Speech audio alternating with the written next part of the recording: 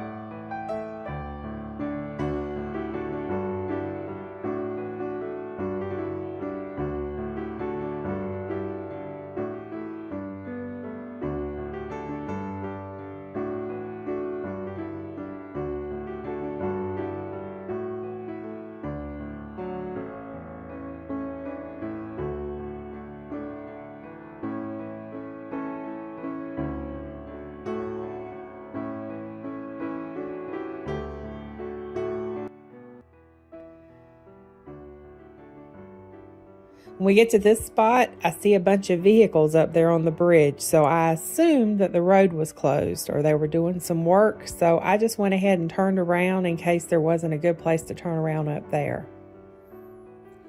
Then we headed back to Summertown.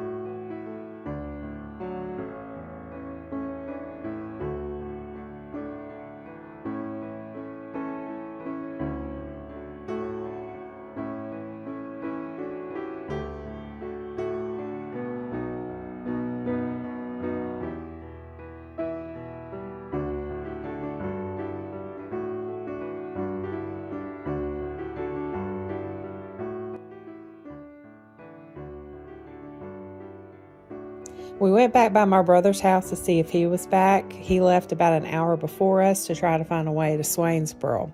But he wasn't there, so we decided to take McGar Mill Pond Road, I think I'm pronouncing that correctly, to Wadley Coleman Lake Road to Highway 1. We kept seeing more and more downed trees.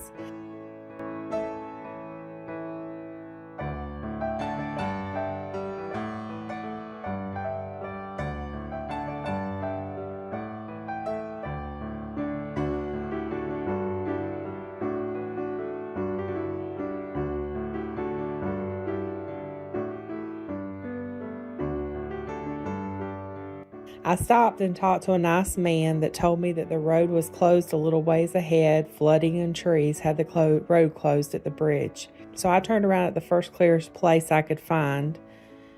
And as you can see, there are a lot of downed trees and damage through here. There was a car that was crushed by a tree.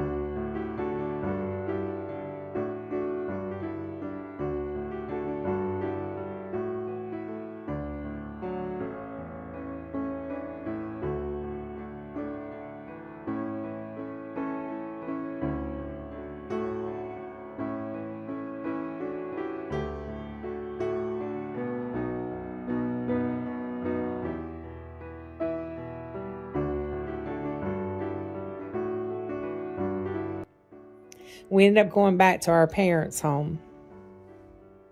By that time, my brother was back and he said he was able to get to Swainsboro. So he called our parents and he let them know that we were okay. Asked him if he thought there was a way cleared to the Interstate 16. And he said, go 56 to Swainsboro, then take Highway 1 to the interstate. He was fairly certain that Highway 1 would be passable because it was a 4-lane road. And that bridge that I turned around at earlier on Highway 56 the first time, it was cleared so I could get through there. And that I forgot to tell you, that first time when I did that, when I was at that area, my phone sent a text to Steve. I didn't realize it sent the text, but the text that I had written out, I think I said, we're alive, we survived, there's no cell towers. I think that's basically what I said in the text. So at least he got that text. He said he got around 1:15 or so. So it was around that time when we were trying to get to Swainsboro, it went through. But when we went back up 56, that was cleared so I could get through. But there was a wrecker towing a truck that was damaged out of the ditch, so we had to wait about 10 minutes for that.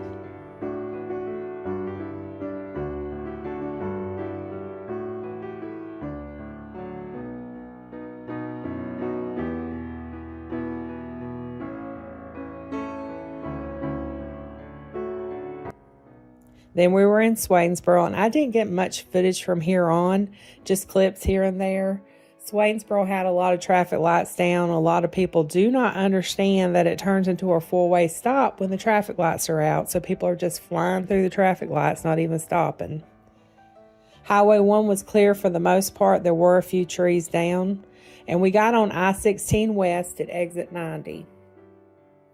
There were down trees all along Interstate 16. It took us 3 hours to go from exit 90 to exit 32. Now, 32 is where there were no longer any trees on the road.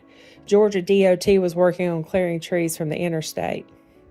Oh, and on all those back roads that we traveled, it was the residents clearing the trees. Just men in pickup trucks with chainsaws. They weren't waiting around for anyone. They went ahead and cleared the roads so we could at least get through one side of the road.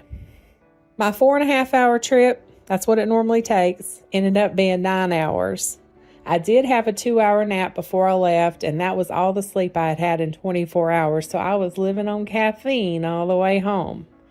And I was extremely happy to see Steve and the dogs. It has been a week and they still don't have power down there. They aren't sure when they will have power, especially my family since they live so far out in the woods. And I've seen reports that the wind gust in the area I was in was 110 miles an hour. No wonder it sounded like the door was going to blow off that safe shed we were in. Prayers for everyone affected by this and those who lost loved ones. I can't imagine what you're going through. I see so many stories online and my heart breaks. Thanks so much for watching. Y'all have a blessed night.